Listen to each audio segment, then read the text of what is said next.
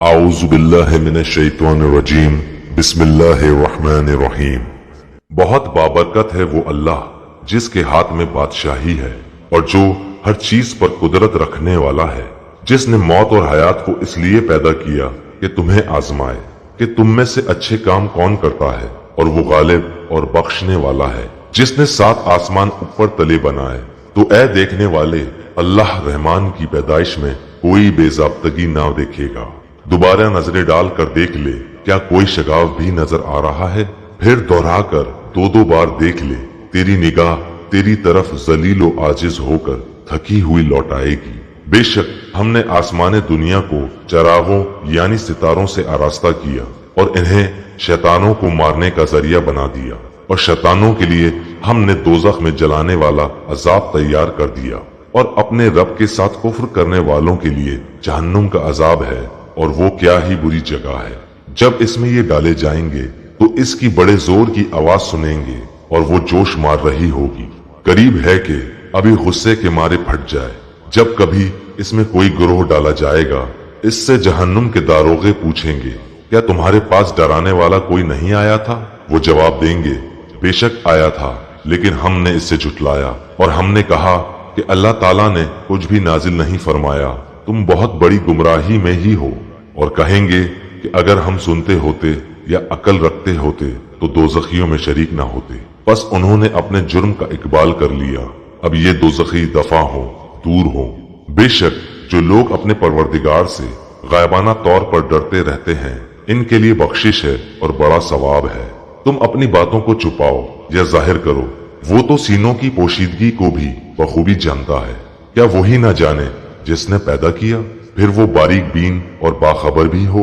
वो जात जिसने तुम्हारे लिए जमीन को पस्त और मती कर दिया ताकि तुम इसकी राहों में चलते फिरते रहो और अल्लाह की रोजियां खाओ पियो, इसी की तरफ तुम्हें जी कर उठ खड़ा होना है।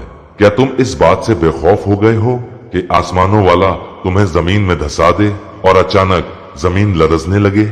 या क्या तुम इस बात से निडर हो गए हो कि आसमानों वाला तुम पर पत्थर बरसा दे? फिर तो तुम्हें मालूम ही हो जाएगा कि मेरा डराना कैसा था, और इनसे पहले लोगों ने भी झुटलाया था, तो देखो इन पर मेरा अजाब कैसा कुछ हुआ।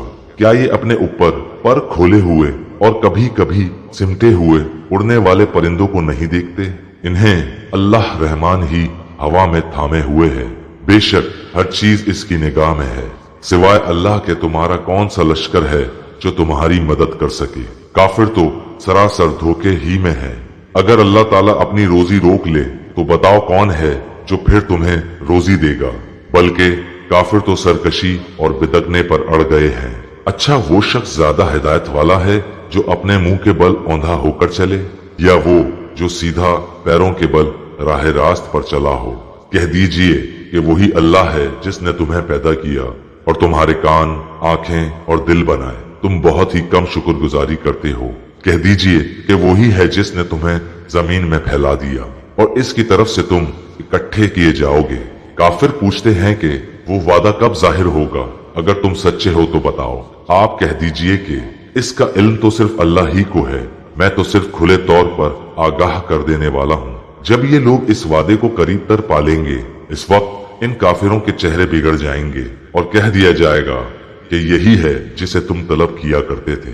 आप कह दीजिए, अच्छा अगर मुझे और मेरे साथियों को अल्लाह हलाक कर दे या हम पर रहम करे, बहर सूरत ये तो बताओ कि काफिरों को दर्दनाक अजाब से कौन बचाएगा?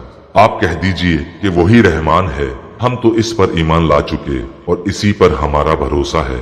तुम्हें अनकरीब मालूम हो जाएगा कि सही गुमराही में कौन है। आप कह दीजिए कि अच्छा ये तो बताओ, अगर तुम्हारे पीने का पानी जमीन में उतर जाए तो कौन है जो तुम्हारे लिए निथरा हुआ पानी लाए?